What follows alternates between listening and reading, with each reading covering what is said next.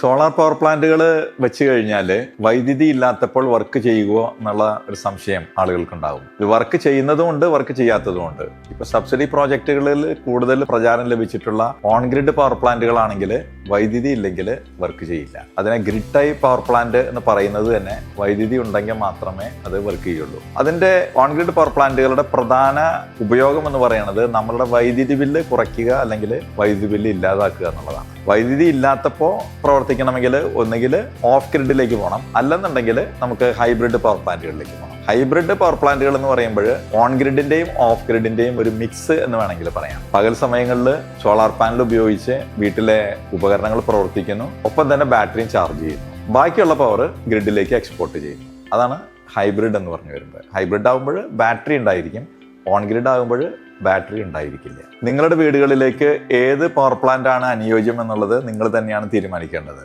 ഇടയ്ക്കിടയ്ക്ക് പവർ ഫെയിലിയറും അല്ലെങ്കിൽ വൈദ്യുതി തടസ്സമൊക്കെ ഉണ്ടാകുന്ന ഏരിയ ആണെങ്കിൽ, അല്ലെങ്കിൽ നിങ്ങൾക്ക് ക്രിട്ടിക്കലായിട്ട് എപ്പോഴും വൈദ്യുതി തടസ്സമില്ലാതെ ലഭിക്കണം എന്നുണ്ടെങ്കിൽ നിങ്ങൾക്ക് ഹൈബ്രിഡിലേക്ക് പോകാം. അല്ല, എനർജി ബില്ല് കുറയ്ക്കുക എന്നുള്ളത് മാത്രമാണ് നമ്മുടെ ഉദ്ദേശം എന്നുണ്ടെങ്കിൽ ഓൺ ഗ്രിഡ് പവർ പ്ലാന്റുകളിലേക്ക് പോയാൽ